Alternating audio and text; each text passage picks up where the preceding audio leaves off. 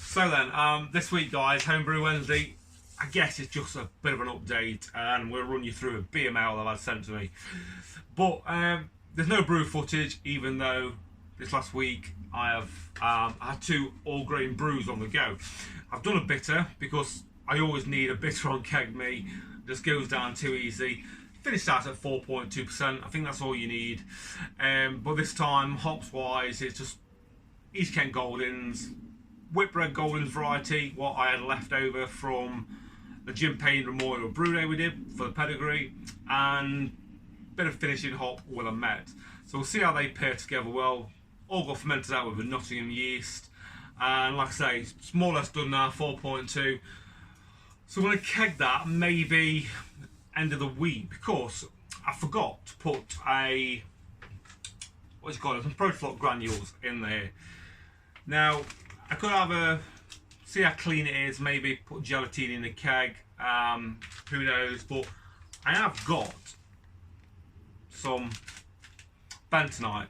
Did I pronounce that right? I don't know, but I know it's like a cleaning agent, like a clay substance for wines, etc. But you do get them in beer kits as well. So I may follow the instructions on that, put it into a secondary fermenter, and then rack the bitter on top, let it clear up, and then keg it.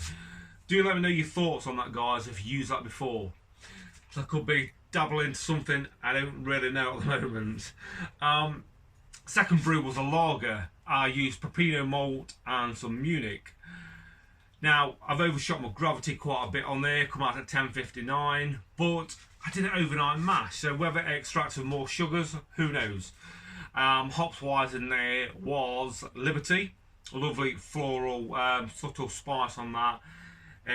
Start of the boil, end of the boil, nothing much, pretty simple. Now with 3 days in, I still hear it chugging away in the firm fridge. I'm going to give it a dry hop, bit of a hop charge of Ultra. Now, never used Ultra before, but that's got a really good clean spiciness to it, so I think that'll pair really well with that Liberty and in a lager, you know, and actually fermented out with the Czech lager yeast is it from Crossbar Brewery, their new one. So in a couple of weeks time we'll get some videos on taste reviews on that, and I'm actually doing that method, the fast lager method, where we gradually increase it over the 5 days or whatever it is, and then give it a right good cold crash, 2 degrees for a good week before kegging. So I've had a couple of BML sent to me these past couple of weeks as well, from Timmy Jenkins and Steve Young, which I ran through last week's Homebrew Wednesday. And then at the weekend just gone, the good man himself, the dude, Richard Williams, God bless you, pal, sent me 3 ales. One was a Vienna lager. Put a little picture there, if I can do that right. It was a lovely, really nice dark lager, very rich, malty. Didn't really pick up no hops, but then again, it's a lager, it's that style, clean spiciness, but it was really, really strong.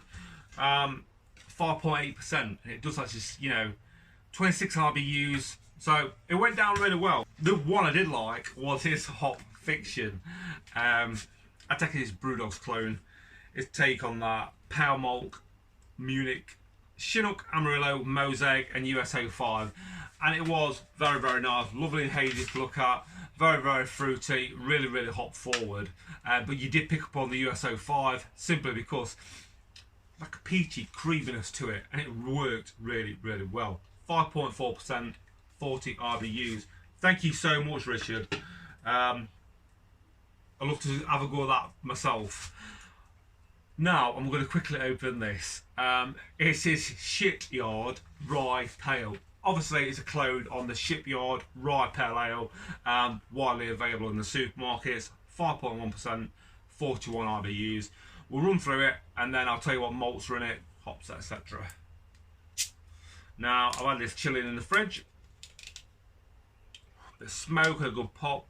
Chilling in the fridge for quite a few hours now. Been to the hospital this afternoon. Just come back in a load of traffic, and this is what I need.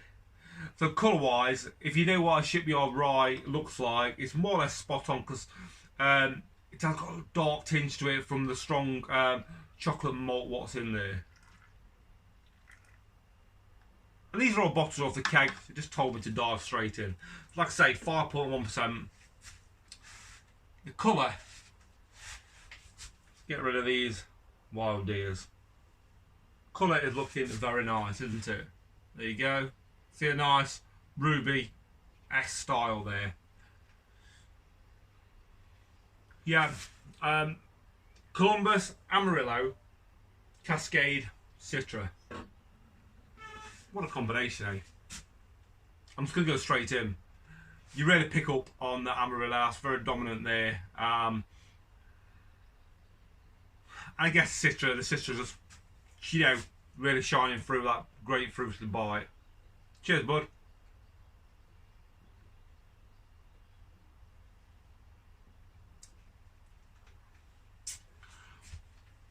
That pallet is blinding. It's a sort of ale I like on keg. You know, if I do a bitter, for another dark one, it's got to have the dark full of hops. That's it. And because you put the recipe on there, I might have to have a go at that. So the malts, guys, were pale malt, crystal rye, and chocolate malt. I've got all them in. Columbus was in here. Yes, Columbus was for the bittering. Columbus is actually my go-to bittering hop now. So then it's Cascade, Amarillo, and Citra. Yeast, the Ringwood yeast. And I think it did have a good dry hop as well, of Amarillo and Citra, because I know Amarillo and Citra is a dry hop they use, the commercial one. That's very nice. Something I would love to have a crack at. That chocolate bite, seriously comes through as well. Well done there, Richard. Out of my favourite out of all the three, most definitely the Hop Fiction, close second, followed by the Vienna Lager. I know I've sent you a couple of beers recently. I think that's why you've returned the favour. There's no need for it. But I'm looking forward to seeing you at London in a couple of months' time. Guys, that's it. We'll get some brew footage soon for you, I do promise. We'll give the lager a bit longer because obviously it needs a good cold crash over this next week. Well, maybe next Wednesday we'll run through that bitter. And maybe any other updates I've got. And I've seen loads of reviews going around on the Inkbird Wi-Fi 308. Why I didn't get involved in that, I don't know. I did get an email about it, but I thought it was just too good to be true, and I didn't take them up on it. Sad times.